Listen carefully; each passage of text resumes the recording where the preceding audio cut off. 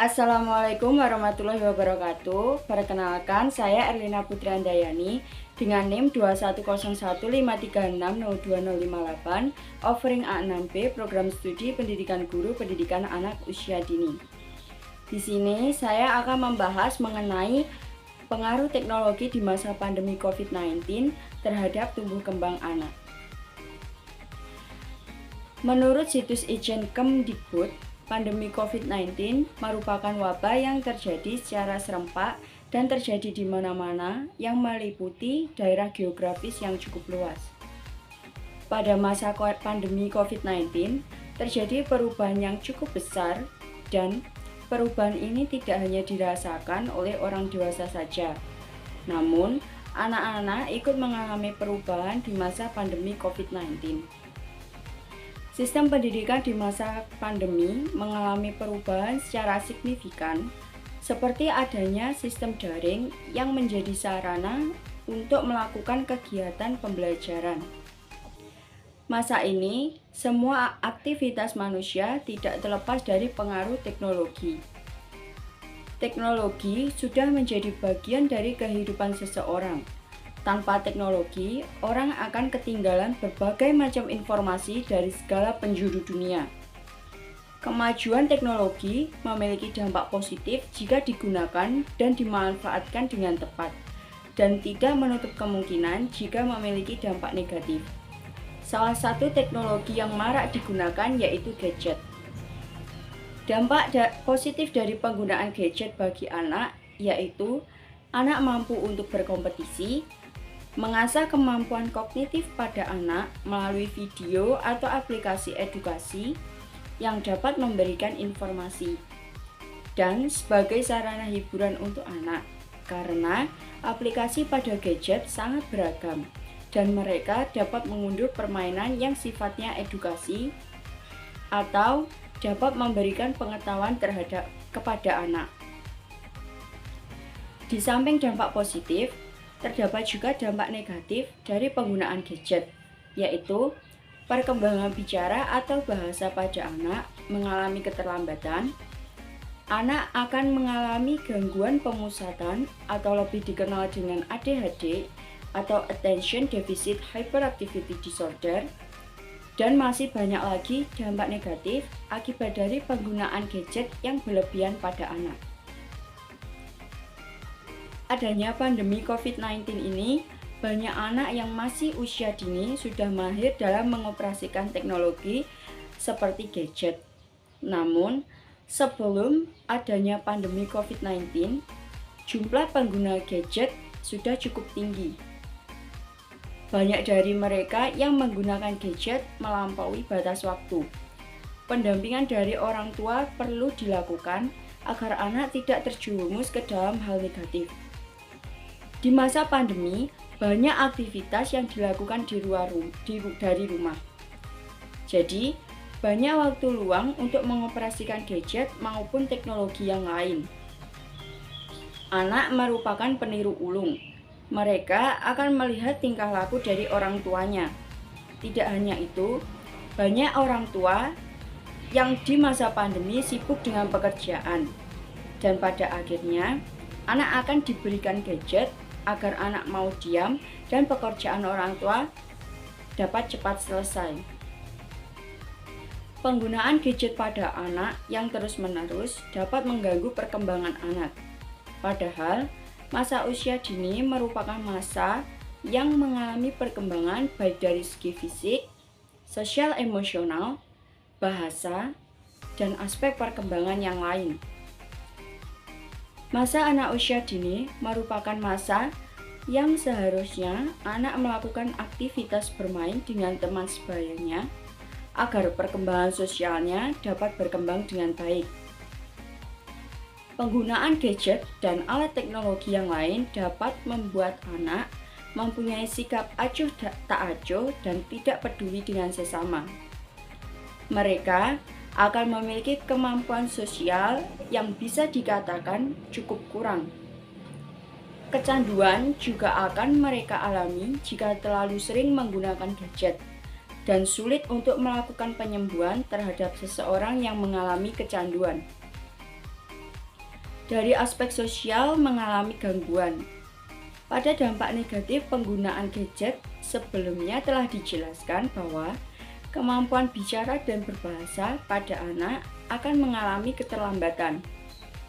Pada saat anak bermain gadget selama 30 menit, hal ini dapat menimbulkan resiko keterlambatan bicara sebesar 49%. Gangguan ini disebut dengan speech delay, yaitu keterlambatan perkembangan dalam berbicara jika dibandingkan dengan anak lain yang tidak mengalaminya.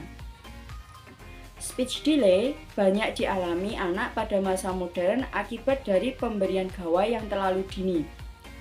Pada dasarnya, jika anak masih berusia dini, seharusnya para orang tua selalu mengajak anak untuk berkomunikasi atau berbicara, maka akan terjalin interaksi antara anak dan orang tua.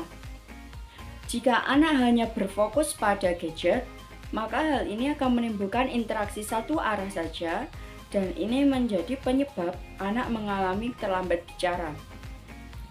Padahal, pada usia anak yang masih dini, komunikasi perlu dilakukan agar terjadi atau terjalin kedekatan antara orang tua dan anak, serta nantinya anak tidak mengalami terlambat bicara.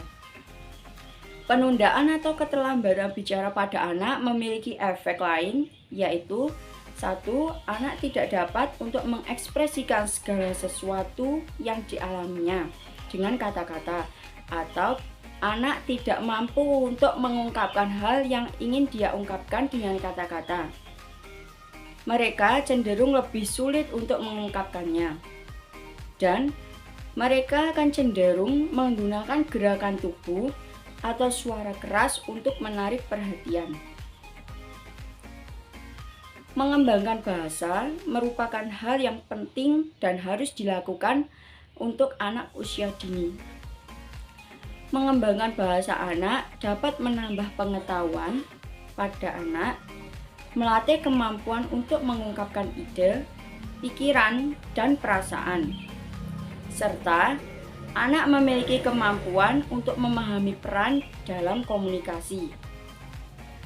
Terlalu lama menggunakan gadget tidak hanya membuat anak terlambat bicara, namun mereka juga akan malas untuk menulis, sebab mereka hanya fokus terhadap gadget dan tidak berlatih untuk menulis.